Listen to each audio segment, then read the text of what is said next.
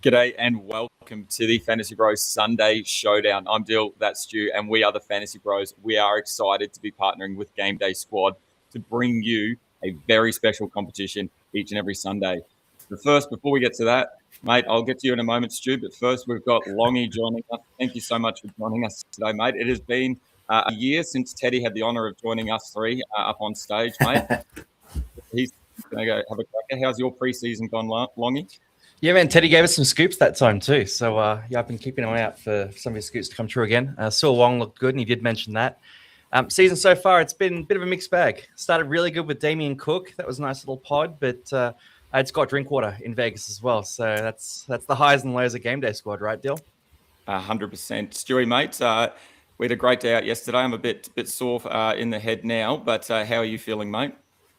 Yeah, g'day, mate, and happy birthday for yesterday, Dyl. Yeah, and g'day, Longy. Thanks for joining us, mate. Yeah, 12 months ago, who would have thought? And I think Rob Toyer was the other one that Teddy mentioned, and he obviously went on to play a State of Origin. So it was definitely on to something, Teddy. It's a shame we couldn't catch up in person with him again this year and get a couple more scoops. Certainly could have used a few, but gee, the Roosters were pretty poor, weren't they?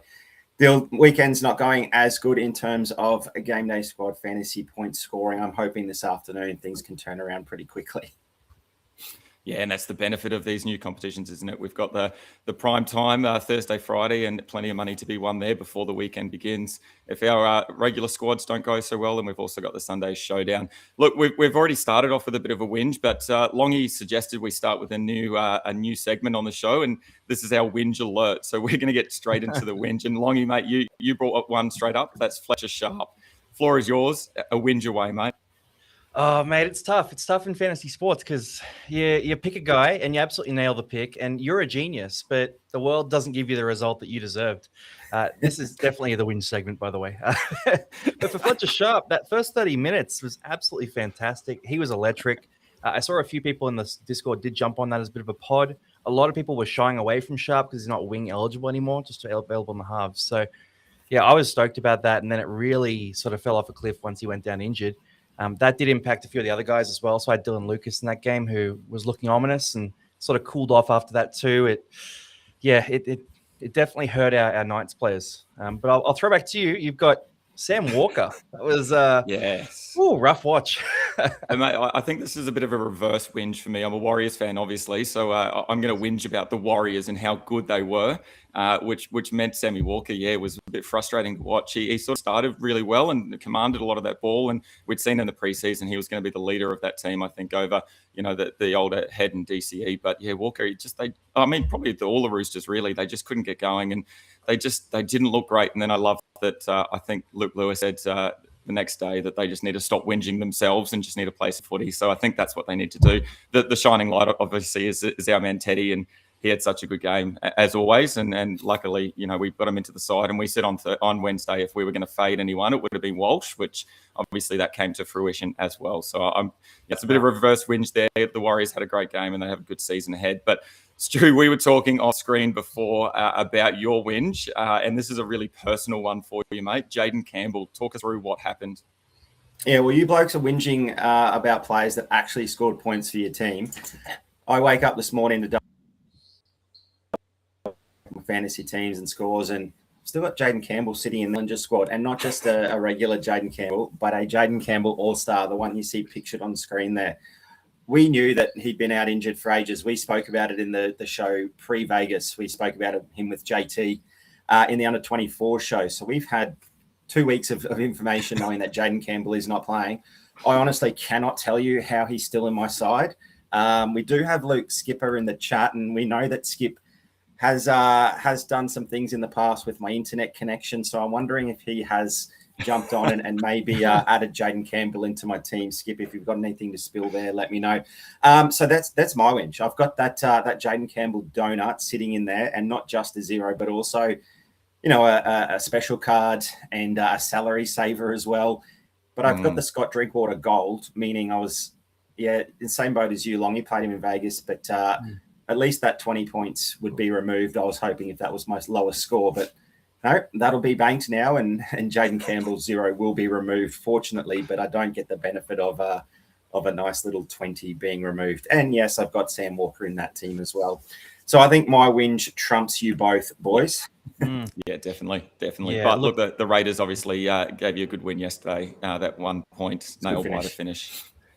Alrighty, let's get into the rules of the Sunday Showdown. So obviously it's a brand new competition kicking off at 3:05 today. The two teams that are playing are the Rabbitohs and the Dolphins. It's a bit rainy here in Queensland, in Brisbane. Hopefully we get a bit of sunshine out soon and we can get a really good game happening. But let's go through the rules of Sunday Showdown. A little bit different from other competitions. There is a 12 mil salary cap. We've got rarities from silver all the way through to our special cards as well. The key there is that we can only play one diamond card though. So we're going to have a Sunday superstar that we're going to be looking at. You can also have one special card in there. No prize cards are allowed. We're obviously not playing for each and every week necessarily. We are playing for season long and that $5,000 prize at the end of the season. So we've got 22 rounds.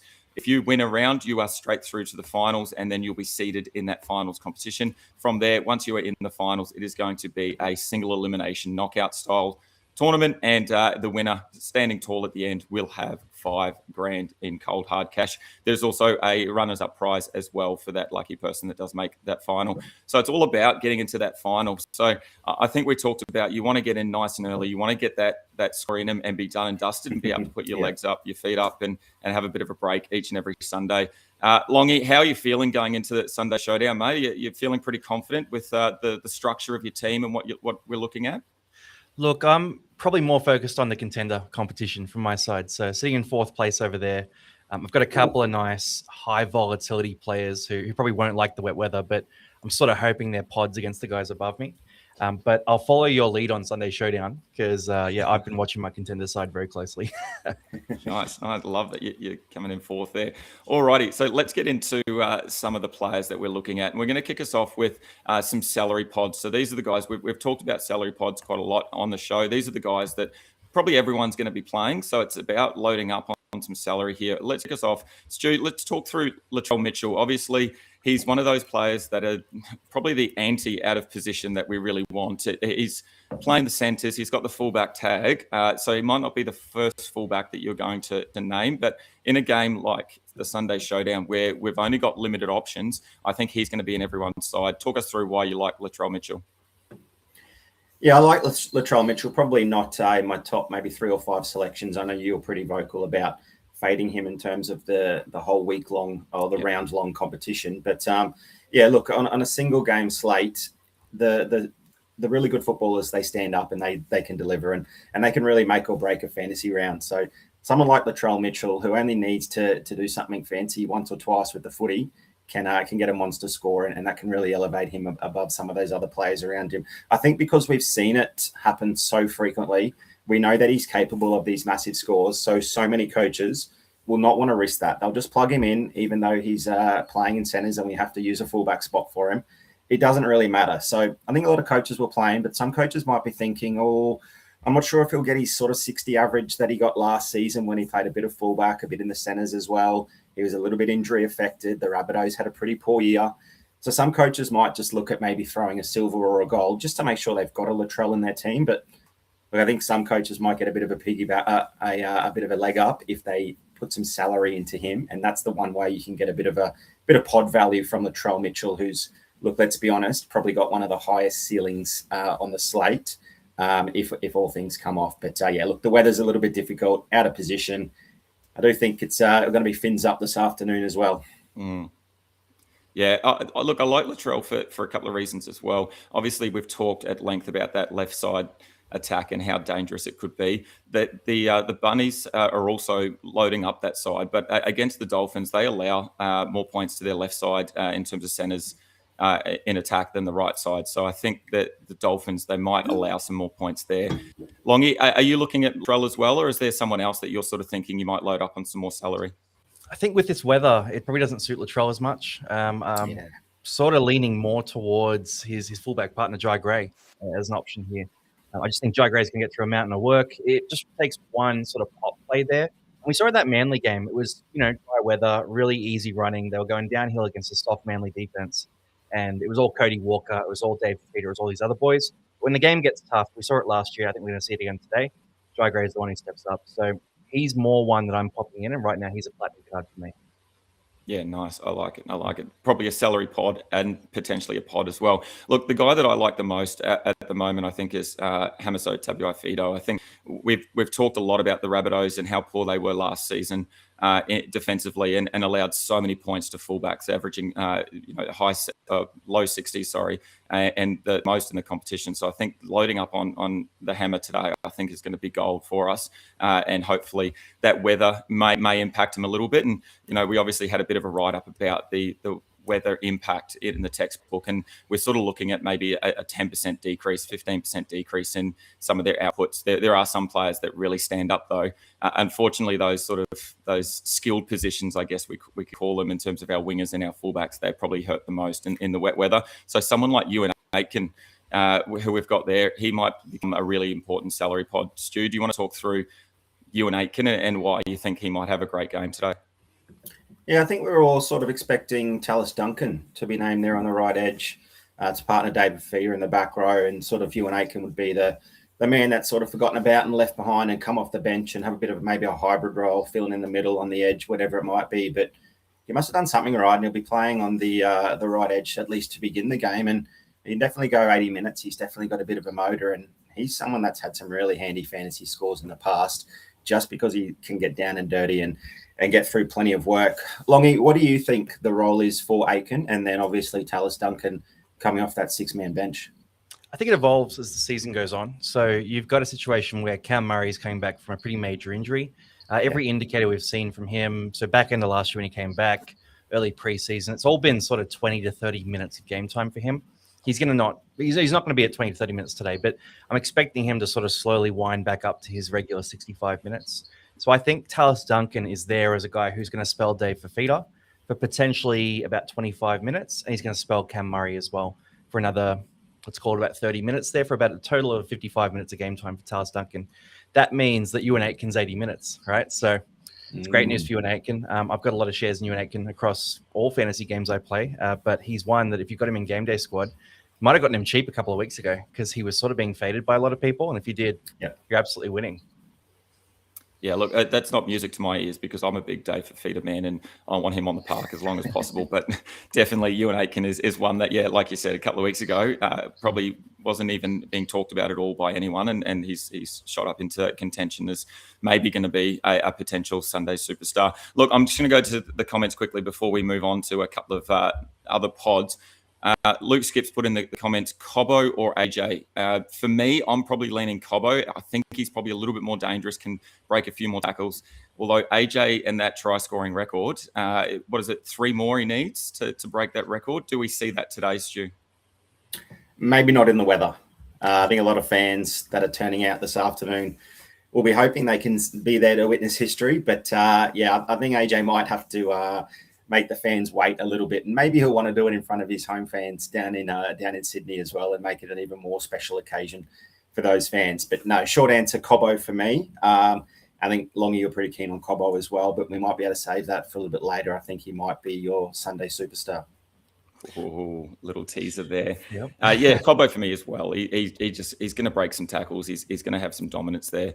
The hard part is, I talked about AJ once last year, and he really relies on a try or two to really boost that score. So for me, it's Cobbo.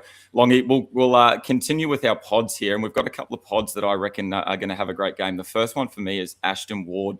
Talk to us about what you think about Ashton Ward. I'm really high on the young bloke. He's obviously only going to get 1 or maybe 2 games with a couple of players coming back. But talk us through, what do you think about Ashton Ward? Yeah, I mean, when it comes to my side, I've been forced to play him. So I've got a platinum Ashton Ward that is one of my only half slots available for this game. I've used a lot of the guys in this game already because I see it being a great game for fantasy points. But it's Ashton Ward and Brad Schneider for me in the halves today. So last man standing at this stage. I've used my Katoas, and I don't have many Cody Walkers. But for Ashton Ward, he's a guy who throws himself at the game. And I don't know, these conditions are very hard to predict, right? Anything can happen. I feel like it's the kind of game, though, where Ashton Ward's just going to find that he's a little bit more willing than some other players to go for the loose ball, to hit a gap, to really try to make a play. And I think it might be a game where he has a few of those little grabby tries where he falls over or puts a kick in that sort of sits up in a puddle and it sets up a try assist. And you get a few of those plays where he's just a guy who's putting himself in the right spots at the right times. and it pays off. And everyone says that was lucky, but really it's just who Ashton Ward is a player. I'd be keen for him to get an extended run too, but obviously I'm assuming you guys are in the same boat. Jamie Humphries is a guy who he showed a lot of talent at the start of last year. It sort of petered off at the back end, but I think he does deserve a chance with this team to run next to Cody Walker and behind this great forward pack. What do you think about that, Stu? Yeah, there's a bit of man love for Jamie Humphries, particularly from Dyl. I think we can't really go a podcast or at least talking about the Rabbitohs without a mention of Jamie Humphries' biceps. So, yeah, I think Dyl's certainly hoping to see him back nice and soon. I think, Ashton Ward is going to complement Cody Walker really nicely. I think he'll kick well. I think he'll open up that left-hand side of the field, if anything, for Cody Walker day for feeder. It just because I've been playing GameDay Squad for 3 or 4 years now, so I've got access to just about every card or every player possible, not necessarily every rarity. But Long, I'll throw back to you quickly. If you did have the opportunity, obviously you told us Brad Schneider, so you're hoping for a big game from him. Fortunately, he wasn't on my maybe playable list, so I do have Ashton Ward. I've got Isaiah Katoa, and then it's between sort of Cody Walker and the two Codys, Cody Walker and Cody Nikorima. Where would you go in that I mean, instance? I'll just mention Schneider because the weather's disgusting, right? You've got no Jeremy Marshall-King, you've got no Cody Donahue, you've got no Max Plath. Schneider wasn't defending very well at all in the preseason. In the middle, he got bumped up a few times. But if he can sort of hold on to those tackles and it's sludgy enough that he's just third man in a bunch, I might get 60 tackles out of Brad Schneider. So I'm delusionally trying to encourage myself here. But if I had any option, I'm probably looking for, in these conditions, again, work rate and intensity and willingness to throw themselves at the game and that durability. So if it's a sunny day, we could talk about Cody Walker. But in a game like this, I see Isaiah Katoa racking up 100 meters plus on the ground. I see that potentially leading to something good. You know, they've got a lot of strong edge players, and even Finifuyaki and Lemuelu, they're not talked about much on the edges, but they require a bit of attention from a defensive line too. So there's potential that Isaiah Katoa beats some tired forwards. South Sydney, as much as they are an improved team this year, I don't think they're a defensive juggernaut by any means. It's a lot of power on the ground, but yeah, I would go Isaiah Katoa with a lot of confidence in this game. I think he's the number one, and I think number two is Daylight behind him. Yeah, I agree. And there's obviously, talk going back to Ashton Ward, there's also Jaden Sullivan on the bench for the Bunnies as well. And it's going to be really interesting how that bench plays out today. There's a number of skilled players that are sitting on that bench, that six-man bench. Obviously, Donahue, who I was pretty high on preseason, he is out as well. So that's why we've got that playing in. Garlic starting for South, but then Mamazelis off the bench. Do we see anything good coming out of Mamazelis? I know he's probably just a tackle bot more than anything. I don't know if I like Mamazelis at all. I actually have Garlic in my side at the moment because it's probably the only hooker that you can play unless outside of Mamazelis. Stu, is Mamazelis someone you're looking at all, or is he just a no touch based on what we've sort of seen from him in the past? Yeah, not for me. It's probably only Garlic just because he's named in the number 9 jersey. And sometimes that can sort of steer you in the wrong direction where that starting 9 plays the first 20 and then sort of doesn't see any more game time after that. We've seen it plenty of times last season. I'm just wondering if coaches are going to approach that sort of strategy slightly differently now with the 6-man bench. Previously, obviously, with the 4-man bench, you knew the 4 players that you had in your rotation, regardless of who went down injured. And if you wanted to make that hooker rotation substitution after 20 minutes, then that was part of the game plan. But maybe coaches will go away from that slightly just in case there is an injury, to a half or an outside back where if they've already replaced a hooker for a hooker, then they might not really have that flexibility for a half that's on or a outside back on their bench. So with that in mind, I'm playing Garlic, but obviously not with a lot of confidence. It will annoy me if, he does play the first 20 or 25 and make 20 tackles, but then doesn't see the field again, because Mamazelis is probably a little bit more creative in attack, probably not conducive conditions to attack, so he's probably less likely to sort of sneak over at the back end of the game. I'm just hoping, at least the first 40, 50 minutes for Garlic, and maybe if he can get a score of 35 or something, then I'll take that and run. And that's probably the other thing to consider is we've probably got to temper our expectations a little bit when we've got a one-game slate. and we've got players like Garlic, Mamas Alice, etc., that are playing, we are probably going to be happy with that 30, 35 points and run with that. I think, we obviously have some high scoring players, some potential massive ceilings in terms of some of the players we talked about earlier, and then our couple of Sunday superstars. But I think for these kind of players where we've got no other options, where you've got to play your Brad Schneiders, etc., I think if you can run away with 30, 35 points, I think that's going to be good. The last player that I really like in terms of a point of difference is that man Knowles, playing in lock for the Dolphins, gets the call up. Obviously, Tommy Flegler and Tom Gilbert are back on deck as well, but he gets the starting role in the lock position. Purely a point of difference for me, because I don't know that he's been around in the game for very long in terms of his cards. I've only got one silver, and that is it. So that is what I'm going to be running with today. So that purely for me is, I feel like, a point of difference in the fact that I don't know if everyone's going to have his card to be able to play. Obviously, he's going to get some big minutes, I think, but it comes down to what the rotation is going to look like from that six-man bench. Longy, is Noel someone that you don't have and that you want, or is he someone that you're happy to fade?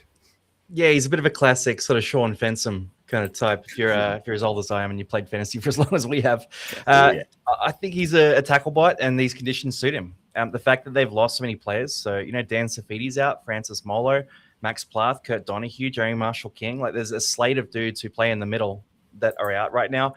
You've got Tom Flegler, who's on a minute restriction as well, who's in the starting team. Now, I think he's going to be good, but he's not going to play 60 minutes today. So Morgan Knowles is probably going to be asked to make 60 tackles, and those games last year where Morgan Smithies came in and they're a bit under strength and he just randomly would pump out a 70?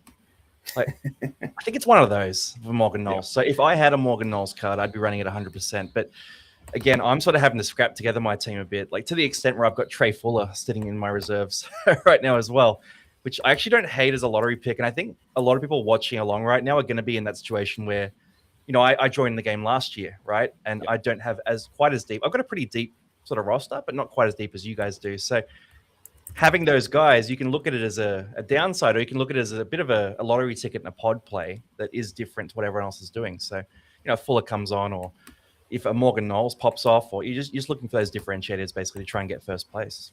Yeah, and it does take a little bit of the decision-making out of your hands. And at the end of the game, you can't have a bit of a whinge at yourself because you've made the wrong decision. You can only play the players that you've got, and you've got to be happy with that. Stu, let's get into our Sunday superstars, and we've got three players that we think are going to absolutely pop off. Let's start with you. Let's talk through Izzy Katoa. Why do you think he is the man today? Yeah, just give me a 15-second segue here, just looping back to what Longy was just talking about. Mate, we've been playing for 3 or 4 years. Let us know what cards you need. We'll give you we'll put up a trade right now. Tell us one player that you want, and that'll be a bit of a thank you for joining us this afternoon on our first Sunday Showdown live stream. So we're throwing you the offer now. You don't have to be a gracious man and accept if you want to stick to the guys that you have, but we're more than willing to throw up a gold or a silver. And you've got, by the looks of it, about 12 minutes to make up your mind. So if you want to stew on that for a minute or two. I can give you the answer right now. A strong hammer or a strong Katoa would be really good to have. All right. They're the ones I'm missing right now. Gotcha. While I'm talking about Isaiah Katoa, you want to throw up a trade on the transfer market, and then we'll put that one through nice and quickly for you. How's that sound? Beauty.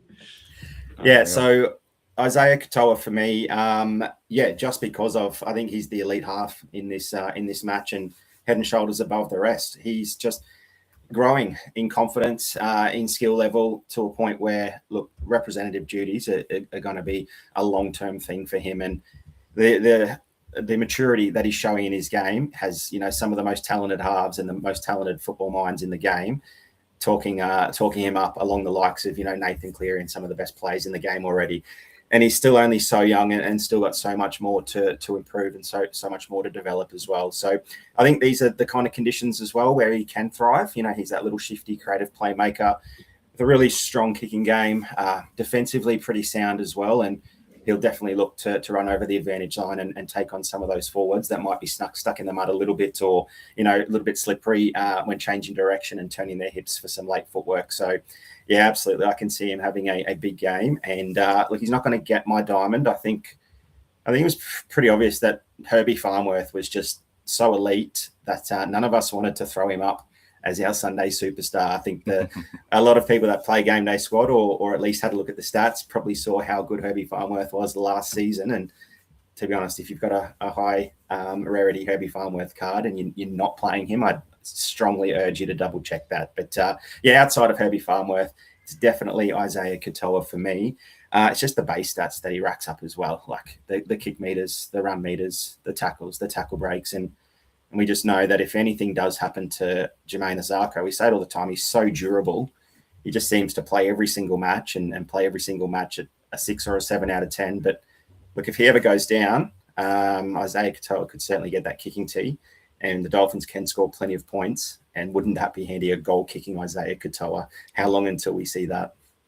Obviously, we never want a player to be injured, but I would love to see Izzy Katoa get the goal kicking duties, and we just know how damaging the Dolphins are. They're obviously got something to work on in terms of defense, as Longy mentioned as well, but that just means that they're trying to score more tries as well on top of that when they're defending. So if we can get Izzy Katoa getting 3, 6, 9, 12, etc. each week, I think it's going to be absolutely gold for him. Look, the other thing I like about it is that the Bunnies, obviously we talk about their defense and how poor they were last year. They were giving up almost 5 GDS points more to left halves than the right side counterparts. So that should be good for Izzy Katoa as well. Longy, have you put that trade up, mate? What did we end up going with?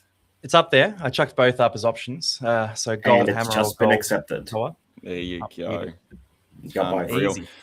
Alrighty, I'll let you fix your team up. So I'll talk through David Fafita before we get to the final one of Cobbo. So any last minute changes need to be made now because I think lockout's about to happen in a couple of minutes. Fafita, for me, I think he's just an absolute machine. I've talked about him all off season.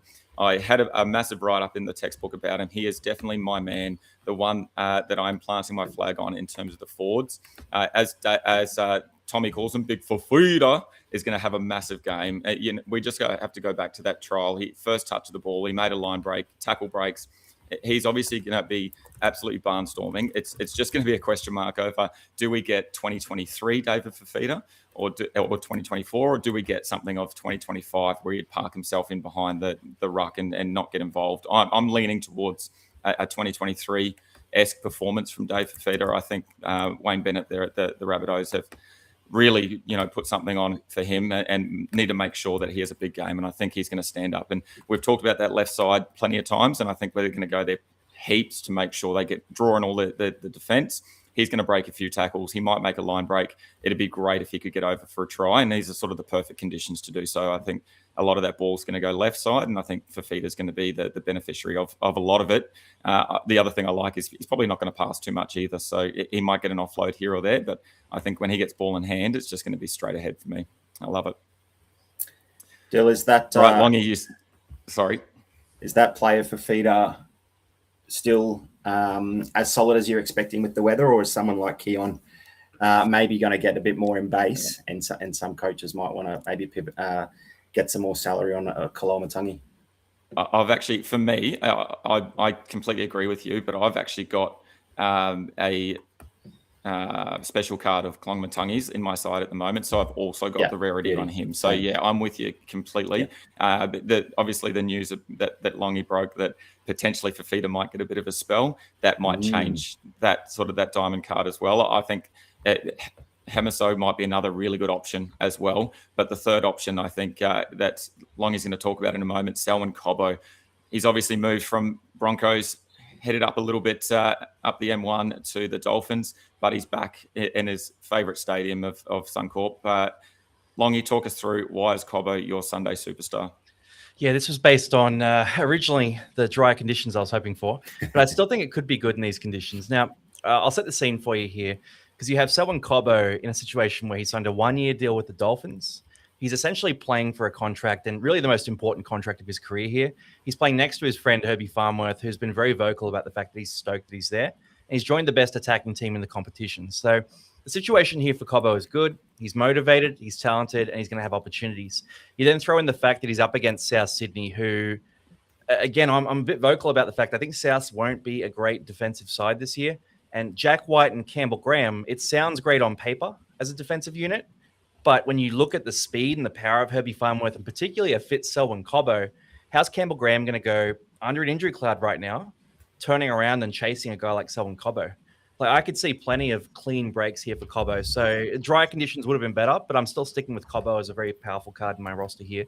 I think he's going to go massive. But in these wet weather games, it really is random. So I can't say it with any certainty or guarantee. So if anyone does run Cobbo, a diamond Cobbo in particular, don't come DMing me angrily about it.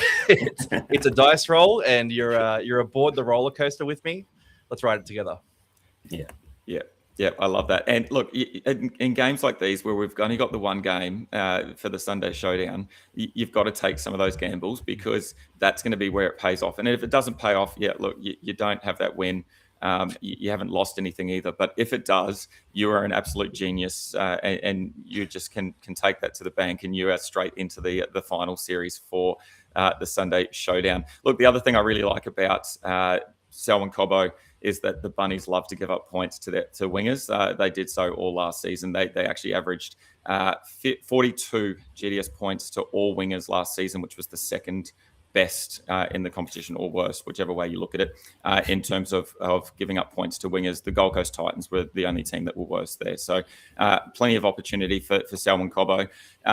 What about Jermaine Asako on the other side? Are we going to get some love for him? He's kicking goals. I think he had the most tries for the Dolphins last season, most points.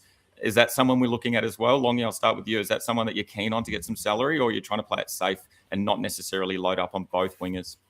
Yeah, Asako is a bit less, I don't know how to describe it, a bit less of a mismatch for his opponent there. So him up against Alex Johnson, it's a better battle between those two. You've got a very strong edge there too. Latrell Mitchell, as much as he gets criticised, is a very strong edge defender as well. So there's going to be some challenges there.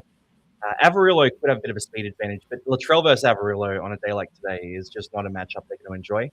Again, if it was sunny, I'd be talking about Asako a bunch, but at this stage, I think the conditions don't really suit Asako. I think he's more, on a dry day, this is a 32-28 type of game, and you're running Asako 100%. On a day like today, though, he's not a must-have. He's probably still someone I am starting, but he's not a must-have at this stage. Are you on the same boat there, Stu, or are you thinking differently?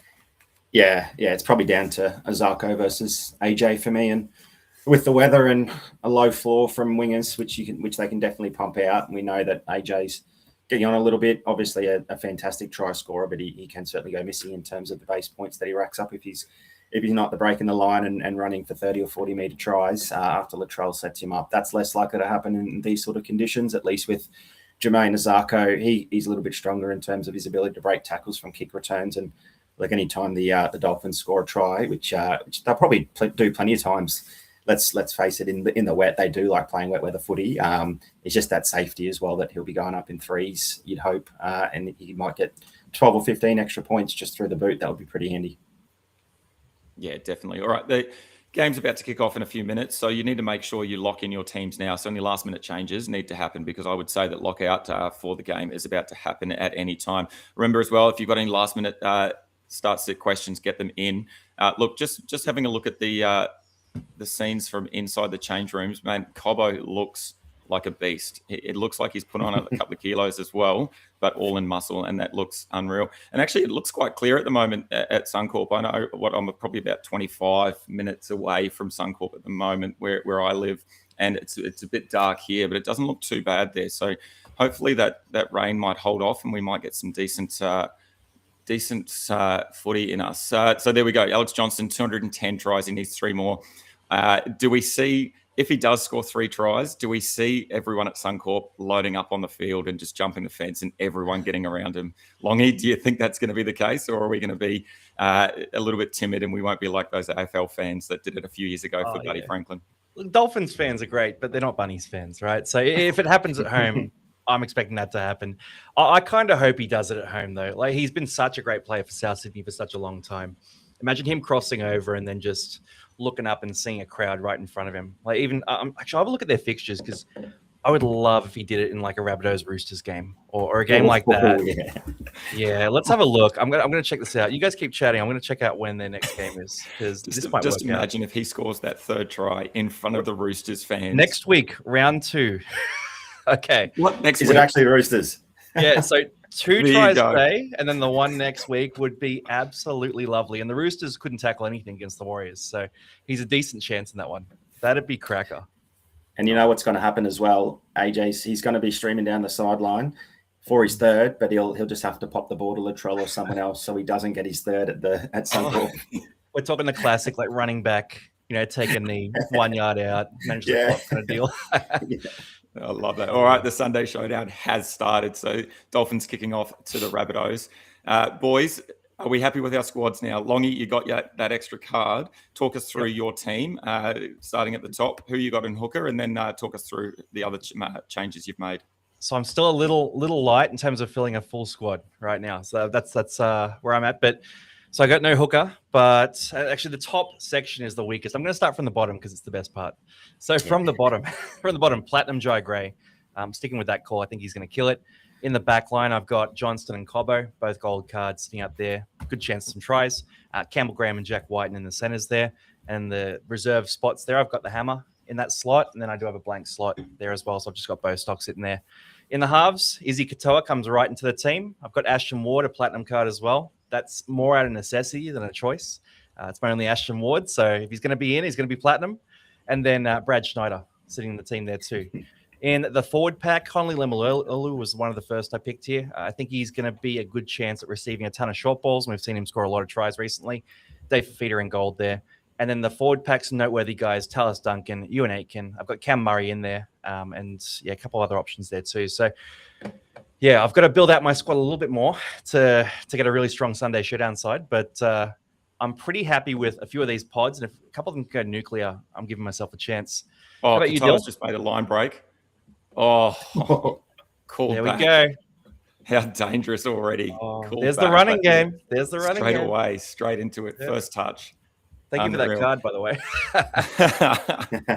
Doing wonders already. Stu, talk us through your team, mate. Who are the main players for you and any pods that you got into your side? Yeah, and I don't think too many pods, going a little bit safe, but there might be. I'll start with the high value cards. I've got the Herbie Farnworth Diamond. I've got a Keon Kalamatangi All-Star, a Ewan Aitken. I have gone his Platinum, hoping that he does get the 80 minutes there on that right edge and hopefully he can fall over the line and score. So I have filled out my 12 million in salary. Got a handful of golds. I've got Fafita, Latrell, Jai Gray, and Hamaso. Tabuai Fido as my golds, and then I'll run through the silvers from top to bottom. I've got Garlic, Cam Murray, Tom Gilbert, Tom Flegler, Tallis Duncan. I've got Cody Nikorima, Ashton Ward, silvers, Jake Avarillo, might be a bit of a pod there in the center alongside Herbie Farnworth. I've gone Jermaine Asako over AJ in the wing spot. And here comes Campbell Graham. Here comes Campbell Graham. I think he scored. Sorry, mate, to interrupt you there. I think Campbell Graham scored a try. Campbell Graham. Yeah, you're about 15 seconds in front of me. He's just getting the ball now.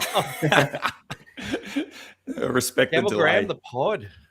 Right when I'm going through my team and do not have him in the side. No, definitely don't. So if you've got him in your side, there's a really good start. What I love there, the vision of the replay is the big prop forward coming across to try and make a covering tackle with the fullback nowhere to be seen. Very interesting there. Yeah, look good at this tackle play from Jack Whiten. Clean. Yeah, Jack Whiten can do that. Let's see if this finish is clear. Looks like it's confirmed. Yep. Yeah, easy. Did it easy. That's quality. That looked really smooth, I will say, because in that trial game last week against Manly, they looked good. They were running the ball strong, but it felt a bit clunky to me. Like a few key moments, they really just didn't ice them. And that play there, maybe it's the Dolphins. Maybe it's the Dolphins' defense, but that looked really clinical. Do you see that guy just then? What happens when both teams are horrible in defense? We just get a cracker of a game for GDS. Yeah, love it. Yeah, give us 60 points. And Latrell to take the kick. I'll respect the delay for everyone at home. And he's hit the... Should I pause my stream for about 5 seconds to nudge back? I think I'm ahead of you, but that's all right. That's all good. Just quickly going through my team. The silvers for me, Bronson Garlic, Cam Murray, Tom Flegler, Tom Gilbert. I've got the Tom brothers there. I've gone Keely as well on my bench. I had to have another silver there, so I had to go with Keely in the silver. Aitken as well got my silver. I went Cody Nikorima. I was really keen on Ashton Ward, but I decided to just go with who I thought was probably going to, in terms of the team that's going to score more tries, I thought I'd go with the Dolphins. Cody Walker, obviously, as well. And then a platinum Izzy Katoa. Herbie Farmworth gets my another platinum as well. And then I've got Cobbo. I've got Jai Gray as the silver there too. And then a couple of golds. I've got Latrell Mitchell and Isako. As I said, Klonga Matangi is an all-star. David Fafita is the Sunday superstar for me. So he's got my diamond. And then Hammer has got a platinum as well. So, yeah, hopefully the Dolphins are able to hit back and score a couple of tries. We've just seen a 6 again. Cool. Boys, talking about the 6 again, how are we feeling, Longy? How are you feeling about the slight change to the rule? Do you feel like it's sped the game up? Do you feel like there's more attacking opportunities, or has it not really changed what we've seen so far? It's tough to read into because we've had a lot of mismatchy sort of games with, the Titans not rocking up for round 1, Parramatta not rocking up, the Roosters not rocking up. Like, there's been quite a few teams that just sort of haven't put up a fight. So that generally, it accelerates the play of the ball anyway. I'm probably reading into a little bit that we might get something that's a little closer to 2021 sort of COVID ball stats, where we saw massively increased attacking opportunity and guys that are on the ball on the front foot, like a Nico Hines or those types of players, really, really excel in that sort of model, or Turbo as well. So I think it could potentially increase the value of those types of players who are, hands on the ball and hitting that line off the ruck. So someone like Turbo, who probably hasn't been in a lot of the conversations in the preseason, does become a bit more interesting, and we saw that last night against Manly. So, yeah, I could see it having a bit of an impact, but at the same time, the NRL, they love to make changes ad hoc and on the go, and it could change as well. So I'm not really overreacting too much at this stage, but I think it is probably going to nudge me towards looking at matchups a bit more heavily and with a bit more weighting than I did previously. I'll throw to you, Stu. Are you seeing it the same way, or you got something different here? Yeah, the blowouts obviously have been a little bit frustrating for some fans who do like the neutral fans, I suppose, who like the nice, close, tough battle between the two teams. And I think the NRL want to make the best product possible, and they want to make fans happy. And not every fan wants to see a blowout each and every week. Some fans have, verbally said that they turn off the TVs and that sort of thing when the game's just going in one direction. I think those good teams, when they are getting a bit of momentum, and the other team's getting a little bit frustrated and giving away those, those bad discipline type penalties or 6 agains, I think that's when we're seeing some of the really good teams continue to get a roll on. So, yeah, the NRL is just as likely to come out and say, oh, we're going to go back to the penalty inside the 40 now rather than just the 20, so that they can get rid of the all of the 6 agains. But no, I think the good teams, they're going to stand up and they're going to really take advantage of that, and we're going to see those blowouts continue because they'll keep their foot on the gas, whereas the teams like the Titans, the Eels, those sort of teams that don't turn up right from the start of the whistle,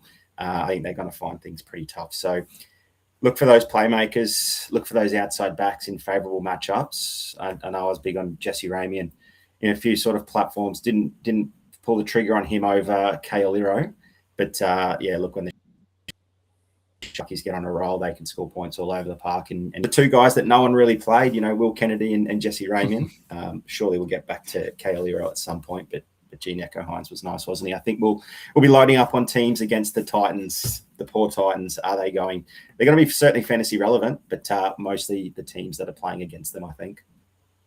Look, while you were talking there, Stu, we just had a couple of errors there from both sides, and the ball's looking a little bit wet and a little bit hard to handle. Sort of back and forward, and it's probably not helping some of those outside backs at the moment, and hopefully we're going to get some more points in this. The other rule that's slightly changed is the new rule in terms of jumping for the ball, and you must use 2 hands to bat it back or to have control of it. Longy, are you enjoying that rule so far? I'm absolutely hating it, by the way, but are you enjoying it? I don't understand it. Like, it makes no sense at all. Just let them reach up and try to bat a ball back. It's naturally deterred anyway. It's a high risk play because if you're using one hand and you miss slightly, you end up knocking the ball on a bunch of the time anyway. So there's already a risk calculation built into that play that, stops players from doing it too much. I see no reason why we shouldn't have that. Like those loose balls, those crossfield kicks, that's what we're watching the game for, right? Yep. But I guess maybe they're trying to get more of those, aerial catches instead of the bat back.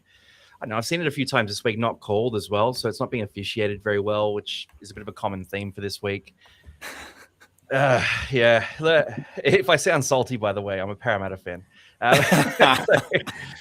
saw that Brian Kelly knock on, and that sort of set the tone for me. But yeah, I don't love it as a rule. I think it's one that, do you guys know what the rationale behind it is? Because I wasn't super across it when it came in. We'll talk about it in a sec. We've just had an intercept, and tell you what, Jai Gray's catching up to Averillo here. Wow, Jai Gray. Jai Gray? Oh, no, he's not going to get there. He's not going to get there. Far out. I think Averillo scored, did he? Averillo, 100-meter intercept try on the back of, I think it was a Cody Walker. Similar to the grand final, cutout pass, except it wasn't Stephen Crichton this time. How good's that? No Cody Walker in the team, but I've got Jake Averillo, so I don't get the error, but I do get the yards in the try. Perfect. Yeah, that's a poor play because what you've got there is Latrell Mitchell playing way too sideways, right? So this is the problem I have with Latrell at center. Latrell's sort of very used to being the main man and floating around and doing what he wants. As a center, you kind of just have to jam in and hit a line and let Cody Walker or let Jai Gray be the main man there. And Latrell's kind of just floating aimlessly, which allows a guy like Jake Averillo to strike on that ball. So if he's running a crash ball there right off Cody's hip, he scores a try on that play. Like he's too big for Averillo to stop him from 5 meters out. And this is my problem with Latrell Mitchell and why I haven't started him this week. He just plays too cute at center. We saw in the trial game, they were carving up. He had, I think it was 3 or 4 runs in the first half of that game. Like, you're a center. Look at the best centers in the game. Look at a Herbie Farnworth. Look at these types of players. Bradman Best, they're all pumping out 150 plus meters a week. If Latrell's going to play there, that's kind of what he's got to do. So, yeah, I love Latrell. I'm a big Latrell fan. I think he just mentally doesn't understand how to play center, though. Like, he used to get it at the Roosters, and now he doesn't. So you're going to see really poor base stats from him, and I think plays like that. But as you guys mentioned before, you're also going to see those massive games where he is the main man and he gets that ball and it pays off too. So, yeah, just a bit of an unrelated rant about Latrell, but hey, we got time, so might as well. I love that. I love that. All righty, Stu, I believe you do have to go, mate. So we will let you go. Thank you very much for joining us, everyone. Stu, thank you for coming along. Longy, mate, we've had an absolute blast. Hopefully you'll be up for it again next week after, whenever you've got a chance to join us on the Sunday Showdown. I'm happy to stick around for a little bit longer and have a bit more of a chat about some things that we don't like. But for anyone that is taking off with Stu, we've got the Sunday Showdown round 2, Sunday 15th of March, 2:30 again. So I think the first game there is at 3:05. So make sure you check us out on Instagram, Facebook, TikTok, everywhere you get your social media, YouTube, Spotify, Apple as well. Stu, mate, have a wonderful day. Enjoy the footy, and we'll talk soon. Yeah, thanks very much, boys. Thanks, Longy, for joining us. Absolutely welcome whenever you wish. Great to hear from someone as passionate about fantasy football as us, and someone with such an outstanding resume that you have. Yeah, boys, look, I'll look to hang around for just about the first half, probably just about every week. My setup here at the moment isn't conducive to that. I haven't seen any of the football yet. It's on a stream on my phone that keeps freezing. I'm just hearing your commentary. Oh, so no. I'm gonna run, but yeah, look, I'll get that. So I can turn my camera around if you want. Oh, mate, it's no, we definitely aren't allowed to do that. It's not the same. We might get kicked off YouTube for that. Luckily, it was murky enough that would be okay. But I'll hang around. We'll keep rolling. Yep. That screen might disappear though, so your two pretty faces will be nice and large on the screen, I think. Yep. Perfect. All right. Thanks, boys. Man. Take it easy. Catch up. Good luck for the rest of the game. Yeah, you too, mate. Thank you. All right, so let's continue some ranting, shall we? What else have you got to rant about, Longy? We'll call this the whinge episode. It's going to come up as we go, but this is sort of South Sydney. They're an interesting side, right? Because I'll build off that Latrell rant there. They got all the ingredients to be an awesome team. Like, they've got a really strong forward pack. They've got heaps of strike on the edge. In fact, as I say that, Latrell takes a great hit up. Very tough, not going sideways, just trucking it up. And Dave Fafita backed it up there as well. So another Yes, that's the thing. If those two are doing that, you get 25 to 30 meters off 2 plays, and you're nearly at halfway on the 4th tackle. Yeah. You do that a few times a And game, then- and now they're playing the ball over halfway. Like, you're giving and you your follow halves that a up great with opportunity. Plongawatangi, like, yeah. It's He was the hobbling thing I've liked there. about Dave Fafita is Koloamatangi's is, gone back to his knees is there. he- So that's interesting. But yeah, sorry, go on. the thing I've liked about Dave Fafita, I think sorry in that hit to cut you off. Fafita just belted Selwyn Cobbo there. just smacked him. This is good. Okay. This is the intensity you want from Fafita. Wow. Oh, here, let's just have a look. Oh, huge. Just showing the replay of it. Love it. That's such a shoulder charge, but all right. I don't mind. I don't think a shoulder charge should have been made illegal anyway. So I'm going to look the other way and let that one slide Look, the through. thing I've liked about Fafita, he's had a couple of hit ups and he's almost got his hand free with the ball in hand every time as well. I think that hit up there was the first one where he just tucked the ball under his arm. So he's trying to get the ball free and he's trying to look for that offload. And a couple of times Cody Walker has come around and sort of wrapped around into that hole. So I'm really liking what we see there from Dave Fafita. Hopefully he can continue that and get a bit of a line break assist out of that potentially as well. Yeah, Fafita's one of those guys that, because the temptation when you're playing game day. Oh, here we go. Jai Gray straight through the middle. It's got Campbell Graham on the right. This is probably going to be another. Oh, you know what? Campbell Graham's nowhere near fast enough. No, but great run. Campbell Graham is Jai not Gray going to outrun Hammer. That's a cracker of a run. All right, they've got a bit of space here. Let's see what they can do. And this is my worry about Souths, the playmakers. You got Cody, but then you got a lot of inexperience in that spine. So do they convert off? Yeah, see, that's a hit up from Ashton Ward. That's not ideal. Swing it out here, Cody. Was that Cody? No. Oh, here we go. Cam Murray looking good.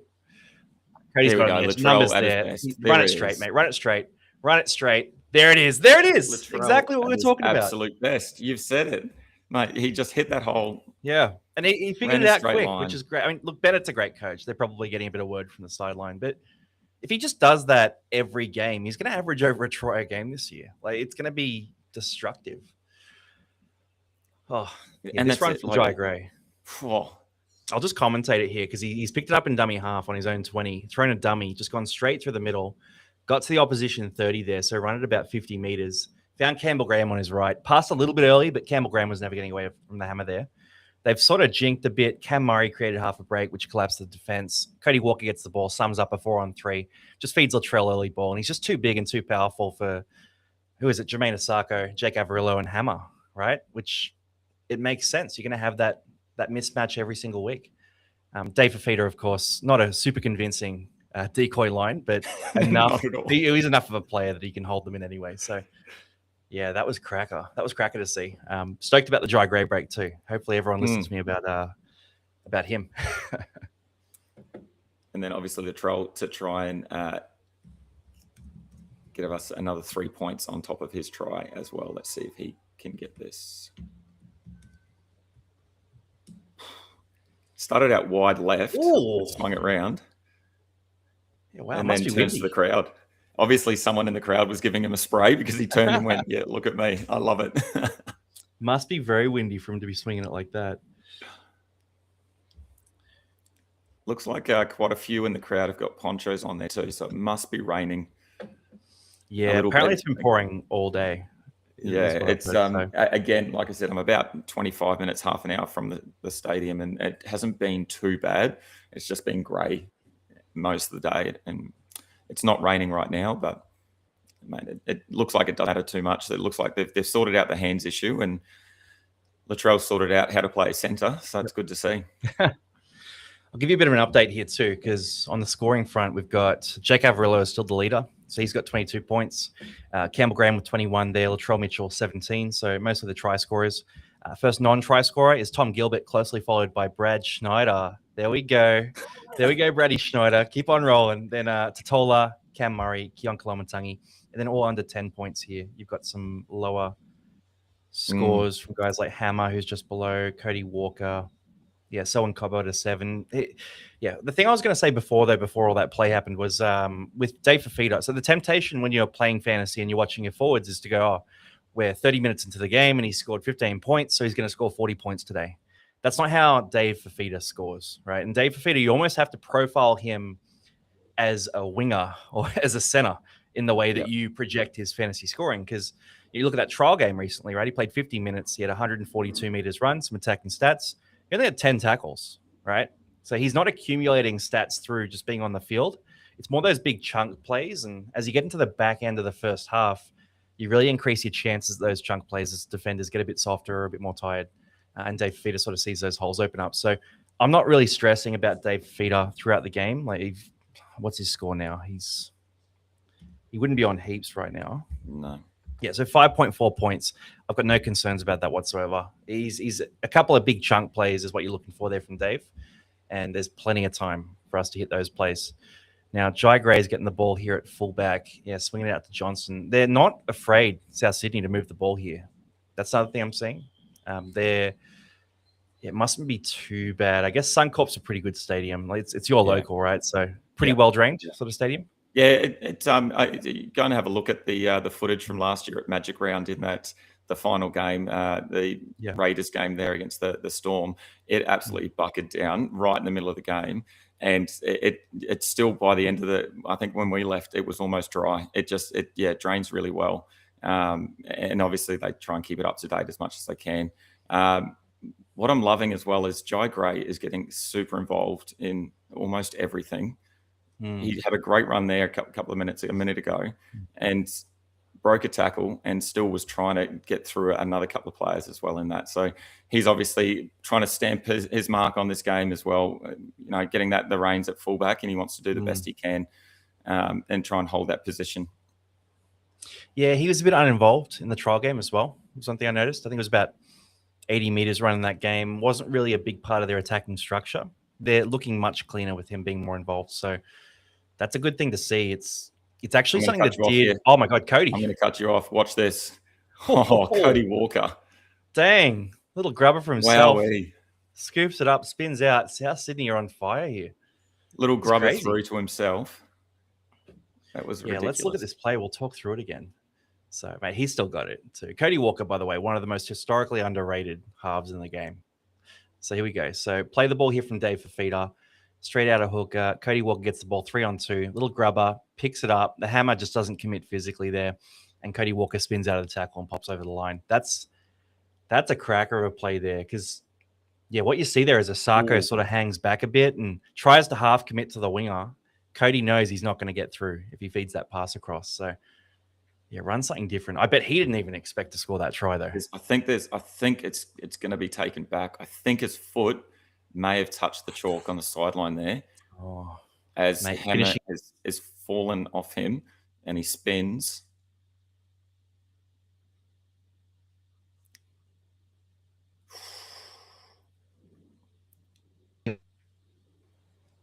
Oh yeah. Oh yeah. I think it's just yeah. And then that's going to be taken off him. That's unfortunate because that was some individual brilliance, and we obviously lose the try there, the 10 points.